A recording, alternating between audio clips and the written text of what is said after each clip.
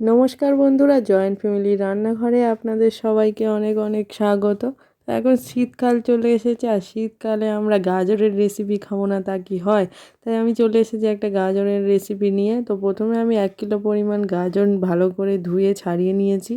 তারপর এটাকে একটা মেশিনের সাহায্যে এরকম ভালোভাবে কুড়ে নিচ্ছি। দেখো,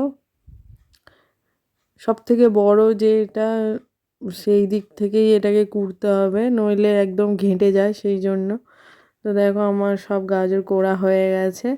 এবার আমি এখানে নিয়ে নিয়েছি অল্প একটু ড্রাই ফ্রুটস, কাজু, আমন্ড আর কিশমিশ। এবার আমি একটা কড়ার মধ্যে 2 চামচ পরিমাণ ঘি দিয়ে দিচ্ছি। দেখো, ঘি দিয়ে তার মধ্যে আমি ড্রাই ফ্রুটসগুলো দিয়ে ভালোভাবে ভেজে নেব। বেশি ভাজবো না, তাহলে ড্রাই ফ্রুটসগুলো পুড়ে যাবে। দেখো, অল্প অল্প ভেজেই আমি এগুলোকে তুলে নিয়েছি।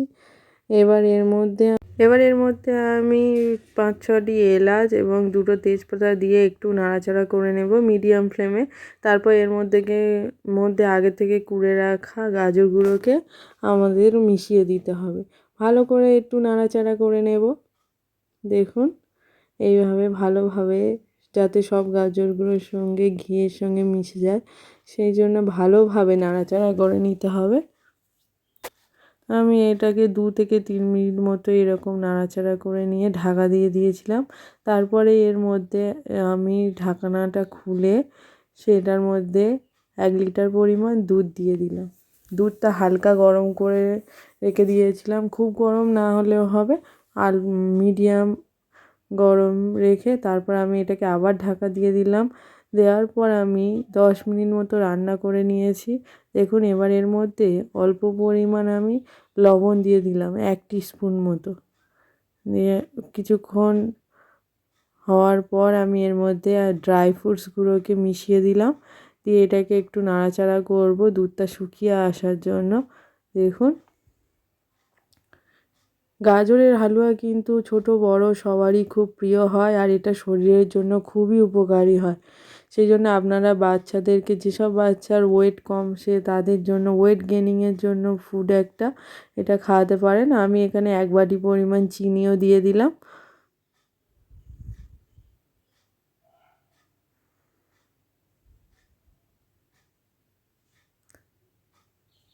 দেখুন, এইভাবে নাড়াচাড়া করে নেব যতক্ষণ না জলটা শুকিয়ে যায়, ততক্ষণ আমাদেরকে এইভাবে নাড়াচাড়া করে দিতে হবে। ঘন ঘন নাড়তে হবে, নইলে নিচে বসে যেতে পারে, বসে গেলে পুড়ে যাবে। তাই জন্য আমরা ঘন ঘন এটাকে নেড়ে দেব। দেখো, আমাদের কিন্তু দুধ অনেকটাই শুকিয়ে এসেছে। এবার আমি এর মধ্যে খোয়া ক্ষীর দিয়ে দিচ্ছি। আমি এখানে 50 গ্রাম খোয়া ক্ষীর নিয়েছি। আপনারা চাইলে আর একটু বেশিও দিতে পারেন। যারা চিনি খেতে চান না, তারা ওর মধ্যে চিনির সাবস্টিটিউট হিসাবে অন্য কোনো মিষ্টি পদার্থ, যেমন মধু, গুড়, এইসব মেশাতে পারেন।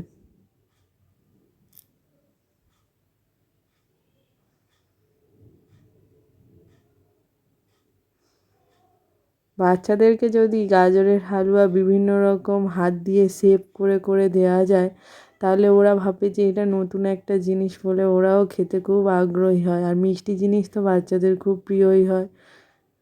তো আপনারা একবার বাচ্চাদের দিতে পারেন খাওয়ার জন্য। বড়দেরও এটা খুব পছন্দ হয়। তো আমি এখানে একটু দারুচিনি গুঁড়ো করে রেখেছিলাম, সেই দারুচিনি গুঁড়োটা দিয়ে দিলাম। এতে খুব সুন্দর সেন্ট আসে হালুয়াটা থেকে।